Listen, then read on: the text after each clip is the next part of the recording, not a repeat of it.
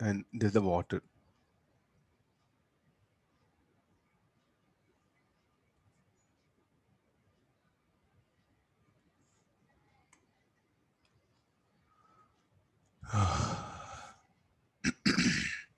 Let me have water. Throat got dried up. I think some 4 days it is troubling me a lot, especially voice.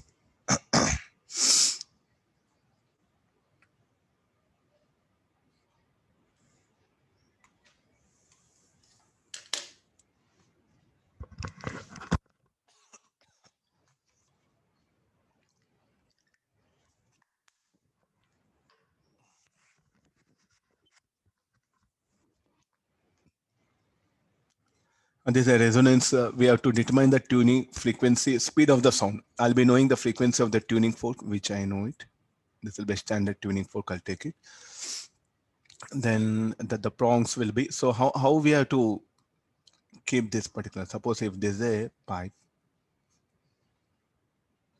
one student, what will happen, will keep the tuning fork. Tuning fork, yeah. Will keep like this. The other student, what happen, will keep the tuning fork like this. Both are same. Huh? I think now you are able to understand the diagram.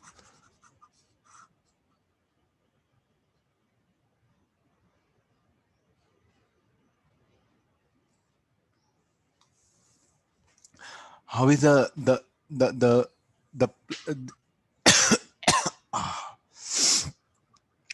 the plane in which the mouth of the pipe lies and the tuning fork? How these two planes should be perpendicular? Huh?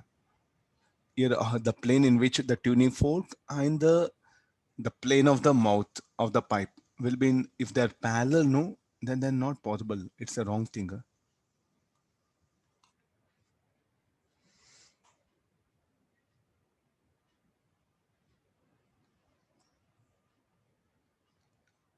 So I'll give at least, I think, through the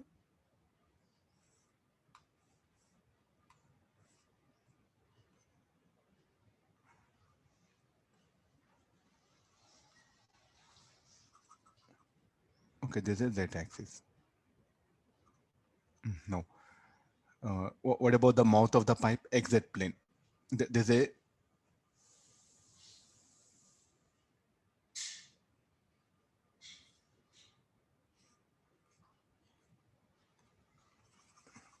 I think this was asked in advanced exam. Most of them, they know all this experiment, but how the tuning fork should be placed, they were not knowing. And most of them went wrong. Either one should have done lab or at least you should have gathered the information. If nothing is there, then you'll be in big trouble. There's the water.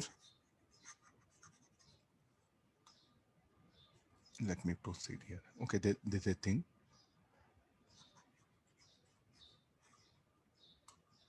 I will write further instruction. There's the mouth of the pipe. There's the air column.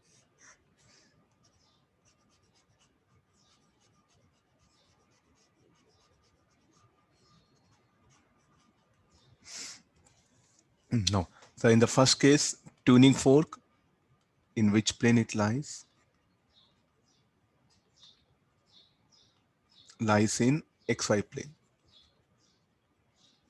And the mouth of pipe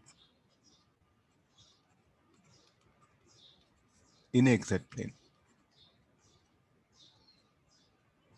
I think rather than diagrams, no, I can take the coordinate axis. I can explain that conditions here.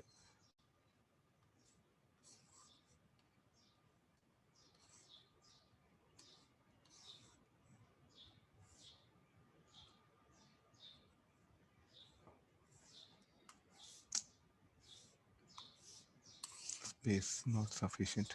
No. In this plane, no, it lies in XZ plane. So no, here what happened that the disturbance will propagate here. The sound wave will propagate. What about here? The sound wave will not propagate. The sound wave will propagate in this direction. So there won't be any wave here. So we don't get any standing wave. No standing wave here. No sound wave. Better let me write.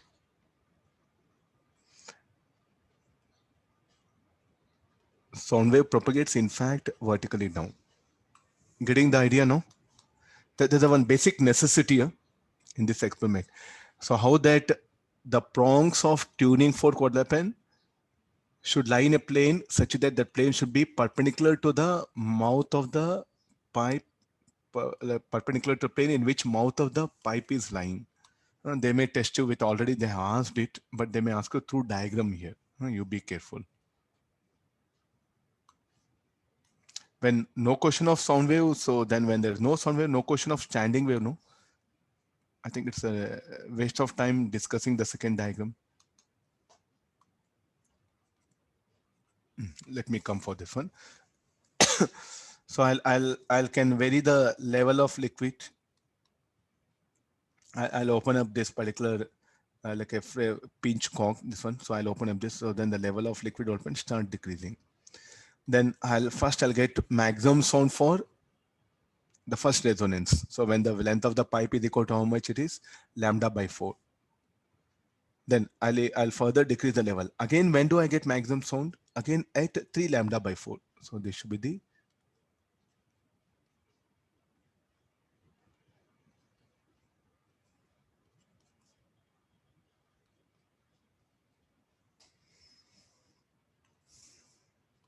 so I know the resonating length L1 and L2 I can measure.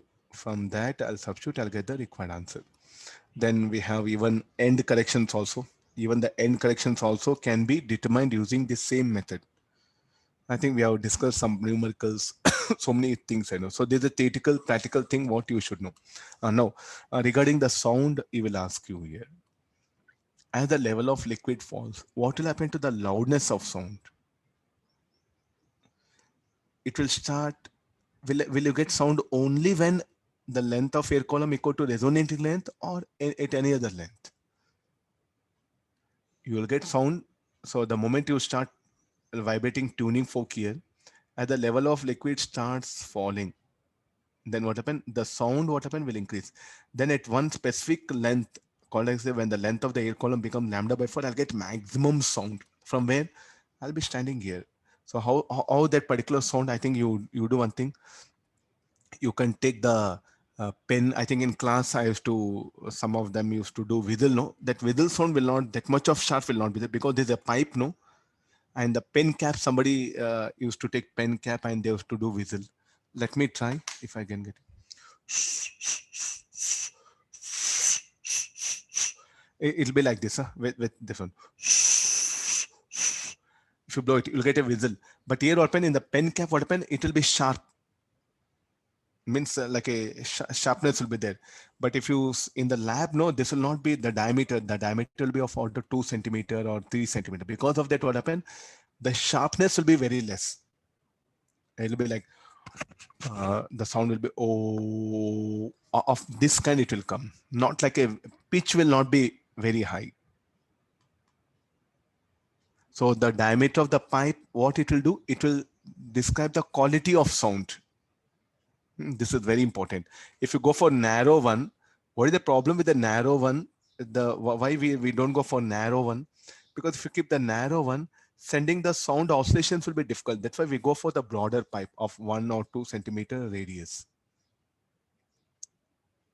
If you go for narrow one, if you go for narrow pipe, what is the problem is pushing the sound wave into the pipe will be a little bit troublesome. That's why the radius of 1 or 2 centimeter is widely preferred. And as the radius increases, what happens? The quality of sound will decrease. Means like a sharpness. Means like the pitch will decrease here. The pitch will change. So that what we can say like a, if you take pen cap and try to blow, no, you get very sharp sound signal.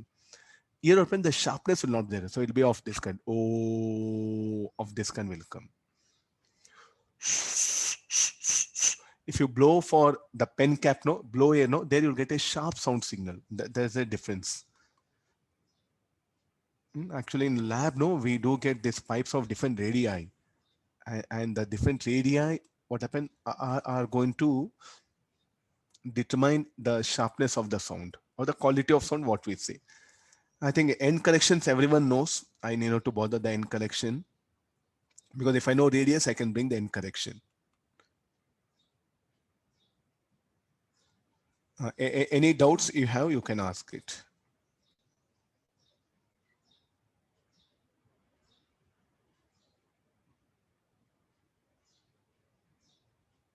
Any doubts if you have, you can ask it here.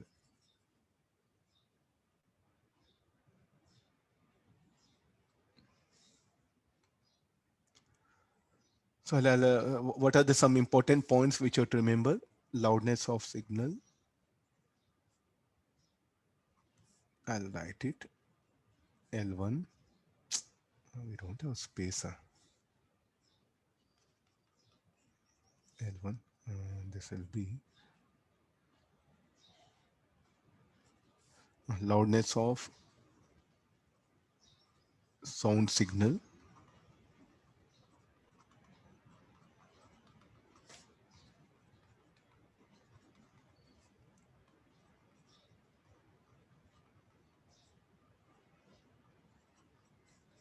When length of air column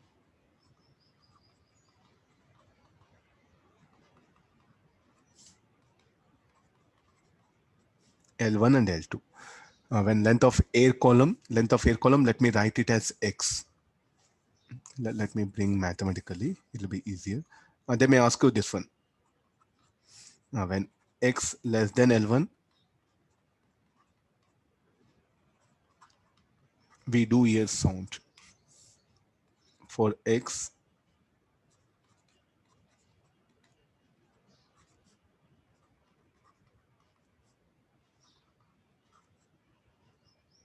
okay, so there's also data which we should know.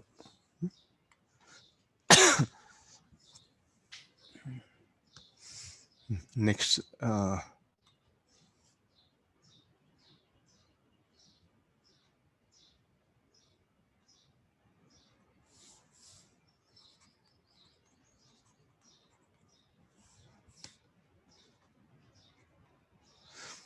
yeah, any doubts in this particular thing you can clarify.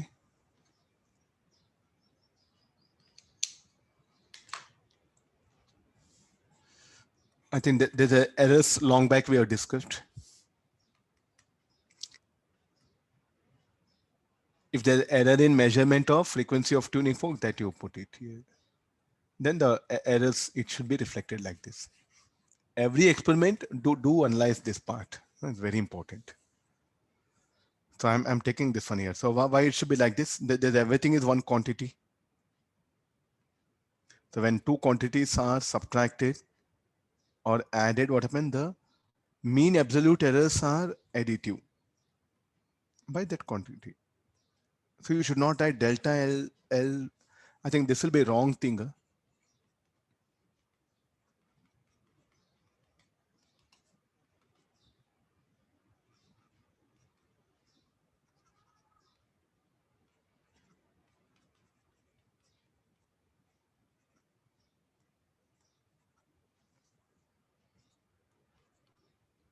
Okay. That will be totally wrong.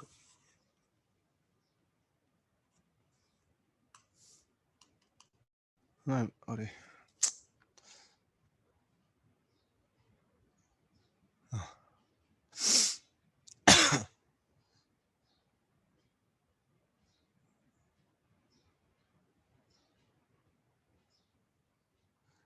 Shall I go for next one?